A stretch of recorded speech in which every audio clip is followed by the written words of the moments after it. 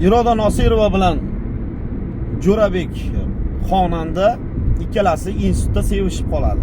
Keyin ularning o'rtasida sevgi muhabbat paydo bo'ladi. Yigit kambag'al oiladan, Iroda Nosirova esa boy badavlat oiladan. Institutda bir-biri bilan hazillashadi, ular tog'larga chiqadi, Iroda Nosirova yo'qolib qoladi, Jo'rabek topib oladi. Xullas sevgi qissalari davom etadi va Jo'rabek akasini, Iroda Nosirovani otasini yoniga sovchilikka jo'natadi. Jo'rabekning akasi bor bitta. Onasi bor, otasi yo'q. Otasi olamdan o'tgan bo'ladi. Onasi bo'ladi. Akasi bo'ladi. Akasi shuncha aytadi, qo'y, tengi bilan, tezak qopi bilan. Qo'y, shundan boshqasi yo'qmi senga? O'zim topib beraman deydi. Yo'q. Aynan o'sha Iroda Nosirova kerak deydi. Haqiqatdan da Iroda Nosirova 2008-yillar juda ham chiroyli, aqlli, institut o'qiydi, kursdosh. Otasini yoniga akasini jo'natadi. Akasi borgan payti Iroda Nosirovani otasi "Sen kimsan?" deydi. Qorbobo timsolida uni pastga uradi. Ya'ni Jo'rabekning akasini pastga uradi. "Sen kimsan? Biz kimmiz?" degan maqsad, ma'noda. Xullas, Jo'rabekning akasi hafsalasi pir bo'lib Iroda Nosirovani otasini yonidan qaytadi. Ukasiga aytadi: "Uka, men senga boshqa qiz topib beraman. Qo'y shu qizga uylanma, nima qilasan? O'zimizda tengimiz bor, hammani o'zini tengi bilan." deb ortga qaytishadi. Ular qaytayotgan paytida, Tiko avtomobilda qaytayotgan paytida nimagadir sabab bilan Jo'rabek mashinani to'xtating deydi. Mashinani to'xtatganda Jo'rabek yo'lni bu tomoniga o'tadi. Orqasidan akasi ham o'taman deyotgan payti yo'lda qarama-qarshidan tomonidan kelayotgan Gaz 53, yo'q, Zil 131 akasini urib ketadi. Akasi shu ondayoq jon beradi. Janoza o'qiladi. Ana undan keyin oradan 10 kun o'tar o'tmas onasi og'ir betob bo'lib qoladi Jo'rabekni va o'zini vasiyatini aytish uchun akasini xotini va Jo'rabekni yoniga chaqirtiradi. Jo'rabek o'g'li, akasini xotini kelini. "Kelinimni senga topshirdim" deydi. Eskidan qolgan udummi, urfmi endi bilmadim. Akasini xotinini Jo'rabek hali uylanmagan bo'ydoq yigit akasini xotiniga uylanishga majbur bo'ladi, chunki onasi vasiyat qilib qoldirib ketadi. "Keliningni senga topshirdim" deb. Jo'rabek esa ko'nmaydi. Onasi olamdan o'tadi keyin. Iroda Nosirovaga baribir erishish uchun, undan kechirim so'ratish uchun, ya'ni отказ qilganiga Amerikaga ketib qoladi. Amerikaga borib boy badavlat bo'lib qaytib uyga kelsa, kelinayisi o'zini osib qo'ygan bo'ladi. Va hali osmagan bo'ladi, tagidagi stulni shundoq kirib kelishi bilan stulni tepib yuboradi. Qutqarib qoladi kelinayisini da.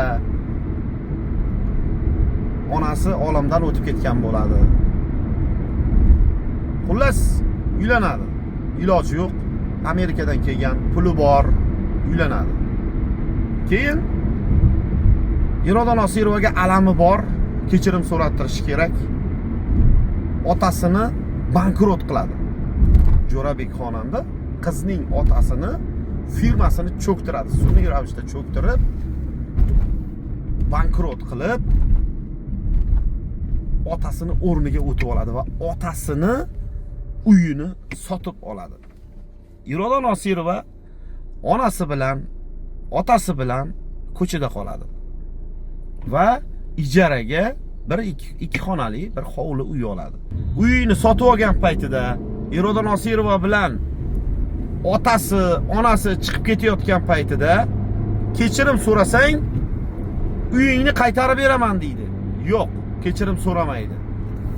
Iroda Nosirova shu qadar g'ururli qiz bo'lganki, kechirim so'ramaydi.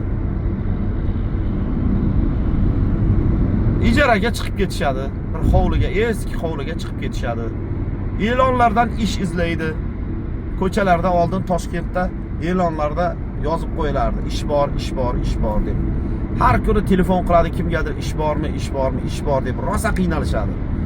Jo'rabek esa telefon qilib bir kechirim so'rasang uyingni qaytarib beraman deydi, lekin qiz hayotda kechirim so'ramayman deydi. Xullas, oradan vaqt o'tadi.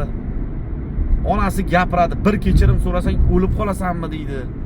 Nima ketdi sendan desa, Iroda aytadi, sovchi bo'lib kelgan payti rad etmaslik kerak edi bo'lmasa. Nimaga quvib soldingiz deb Iroda Nosirova ham shunaqa deydi ota-onasiga. Nima uchun shunday degan? Nima uchun otasi qaytargan buni? Jo'rabek alamini olish kerak. Qizni aynan o'sha qizni uyini sotib olgan, otasini bankrot qilgan. Qarang, onasi aytayapti, bir kechirim so'rasang uyni qaytarib beraman deyapti. Sen kechirim so'rasang o'lib qolasanmi deb onasi aytsa, qiz aytayapti. Nimaga vaqtida sovchi jo'natganda rad etasizlar? Vaqtida sovchi bo'lib kelgan payt rad etmaslik kerak edi bo'lmasa deydi. Keyin Jo'rabek tasodifan ketayotganda telefoni polikka tushib ketib qoladi. Telefonni olaman deb mashinada avariya bo'ladi. Oyog'i salgina lat yeydi, ozgina yuzi shilinadi. Va hushdan ketgan payti bilmadim, doktorlar telefonidan olganmi, Iroda Nosirovani chaqiradi. Shu yerga kel. Jo'rabek shunaqa avariya bo'ldi deb yugurib yetib keladi Iroda Nosirova. Bu yoqdan kennayisi yetib keladi. Kennayisi ham endi xotini-ku, akasini xotini bo'lsa ham, endi Jo'rabek boy badavlat, Amerikadan boy bo'lib kelgan. Ana o yerda ikkilashib Jo'rabekni chiqishini kutishadi bolnitsada. Juda ham ta'sirli voqea, ta'sirli holatlar. Sen kimni kutyapsan deydi. Kennayisi Iroda Nosirovaga qarab. Erimni deydi. U seni ering emas, u meni erim deydi. To'g'ri, bo'lishi mumkin, lekin u meni deydi.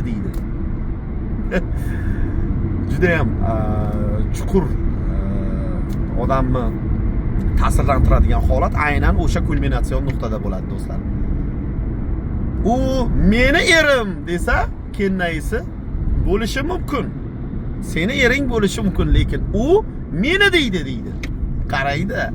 Ssenariy qanchalik kuchli yozilgan. Bo'lmasa 2008-yilgi 15 yil oldingi Jo'rabek shunday chiqib keladi. Ana o'sha momentda, oxirgi momentda Iroda Nosirova kechirim so'raydi. Kechirmaydi deydi. Shunaqangi muzikalar bilan odamni yig'latib yuboradigan darajasi aynan shu nuqtasi.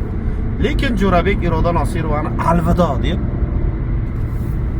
kennayisi bilan ketadi. Esladinglarmi? Bu qaysi kino? Marhamat kommentariyada yozib qo'yinglar. O'zim ham ko'rganday bo'lib ketdim kino to'g'risi.